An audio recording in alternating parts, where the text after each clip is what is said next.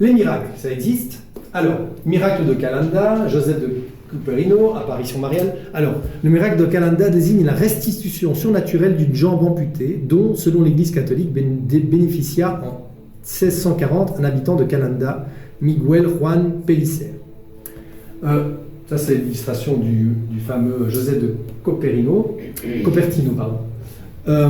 Donc, première lévitation se produisit à Cupertino le 4 octobre 1630 lors de la procession en l'honneur de Saint François d'Assise. Il était en train d'assister à la procession lorsqu'il s'éleva tout d'un coup dans les airs, poussant un grand cri, et resta à flotter au-dessus des têtes. Quand il redescendit et qu'il réalisa ce qui venait de lui arriver, il prit peur et s'enfuit éperdument pour se cacher. À partir de ce moment-là, la vie du père Joseph fut totalement bouleversée. Ses élévations dans l'air continuèrent et leur fréquence augmenta. Il lui suffisait d'entendre les noms de Jésus, de Marie, ou de chanter un psaume durant la messe pour s'élever au-dessus du sol, restant là jusqu'à ce que son supérieur, au nom de la sainte obéissance, lui ordonne sévèrement de redescendre.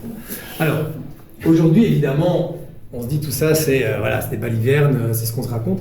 Mais en fait, encore une fois, si vous partez du principe qu'il n'y a que des modulations d'état intérieur et qu'on se les autorise les uns aux autres en fonction des croyances qu'on a, en fait, ce qu'on peut avoir comme expérience collective dépend de ce qu'on croit.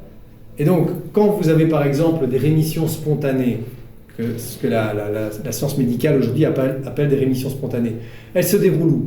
Est-ce qu'elles se déroulent à l'hôpital sous la supervision de 10 médecins matérialistes avec des sondes dans votre corps partout pour monitorer ce qui se passe ? Ou alors quand vous êtes tout seul chez vous et puis vous revenez 3 mois après et on constate que le cancer est parti ?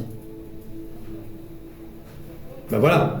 C'est-à-dire que pour s'autoriser, entre guillemets, à vivre des choses qui sont en dehors du cadre de ce que d'autres personnes croient, ben il faut être en dehors de ce cadre. Parce que sinon, on se bloque les uns les autres dans ce qu'on peut expérimenter et vivre. Et encore une fois, la lévitation du moine, elle se déroule en présence que de personnes qui sont croyantes et qui croient que les miracles sont possibles parce que Dieu, etc.